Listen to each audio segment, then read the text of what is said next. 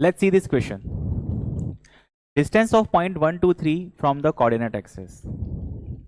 A very basic question. Concept जो इसमें use होगा डिस्टेंस फॉर्मूला. हमें ये पता है कि अगर मेरे पास कोई एक पॉइंट है ए जिसके कोऑर्डिनेट x1, y1, z1 और दूसरा पॉइंट बी जिसके कोऑर्डिनेट x2, y2, z2, इन दोनों के बीच में डिस्टेंस अगर मैं फाइंड करना है तो उस डिस्टेंस को मैं ए बी नाम दे देता हूँ.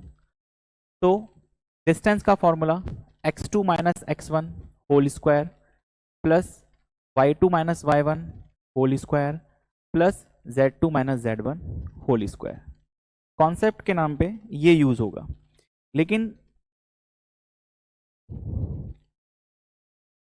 पॉइंट जिसकी हमें डिस्टेंस निकालनी है वो एक पॉइंट दे रखा है, उसकी डिस्टेंस बाकी के कोऑर्डिनेट एक्सिस से निकालनी है. अगर हमारे पास बाकी पॉइंट्स दिए होते तो हम ये फॉर्मूला डायरेक्टली इस्तेमाल कर लेते, लेकिन हम यहाँ पे फॉर्मूला डायरेक्टली इस्तेमाल नहीं कर पा रहे हैं क्योंकि जो पॉइंट है उसका डिस्टेंस किसी पॉइंट से फाइंड नहीं करना है, एक्सिस से फाइंड करना है. कॉन्सेप्ट क्या कहता है?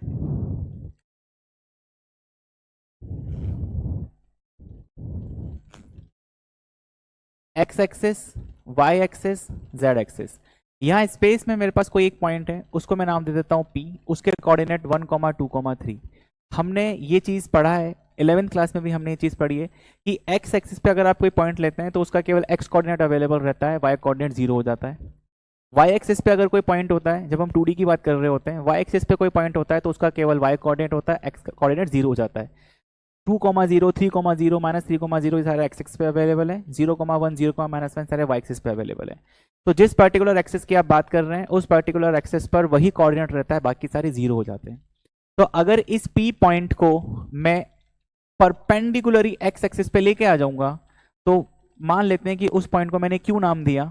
उस वाले केस में जब इस पॉइंट को मूव करके मैं एक्स एक्सिस पर लेकर आ गया तो मेरा केवल एक्स कोऑर्डिनेट अवेलेबल रहेगा, बाकी कोऑर्डिनेट 0 हो जाएंगे. तो 1 का रहेगा 1, 2 की जगह 0 और 3 की जगह 0.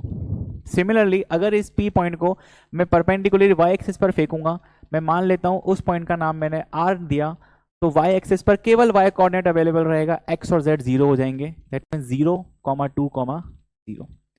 सिमिलरली अगर इस P पॉइंट को मैं परपेंडिकुलर z एक्सिस पर फेंकूंगा तो मान लेते हैं वो कोई पॉइंट S है और z एक्सिस पर केवल z कोऑर्डिनेट अवेलेबल रहेगा 3, बाकी कोऑर्डिनेट क्या हो जाएंगे 0. अगर हमें किसी पॉइंट से किसी लाइन का डिस्टेंस निकालना होता है तो परपेंडिकुलर डिस्टेंस ही निकाल रहे हैं. तो परपेंडिकुलर डिस्टेंस एक्स एक्सिस पर पॉइंट क्यू क्या हो जाएगा 1, 0, 0. अब अगर मुझे पी क्यू डिस्टेंस निकालना है तो जाहिर सी बात है कि वो जो पेरेंट पॉइंट गिवन है 1, 2, 3 उसका डिस्टेंस एक्स एक्सिस से हो जाएगा. अब आप यहाँ पे डिस्टेंस फॉर्मूला यूज कर सकते हैं. 1 - 1 0 का स्क्वायर 0 प्लस 2 - 0 2 का स्क्वायर 4, 3 - 0 3 का स्क्वायर 9. That means √13. अब यहाँ पर मैं P R point,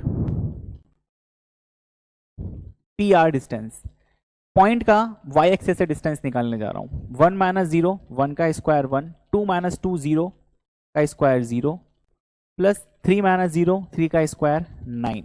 that means √10. Point P का Z एक्सिस से डिस्टेंस निकालने जा रहे हैं तो पॉइंट P Z एक्सिस को कहाँ पे मीट कर रहा है 0, 0, 3. इन दोनों के बीच में डिस्टेंस फॉर्मूला यूज करने गए तो PS 1 - 0 1 का स्क्वायर 1, 2 - 0 2 का स्क्वायर 4 एंड 3 - 3 0 का स्क्वायर 0 √5. दैट मीन्स इस पॉइंट का respectively X axis Y axis Z axis से जो डिस्टेंस होगा √13, √10, √5. Option B is the correct.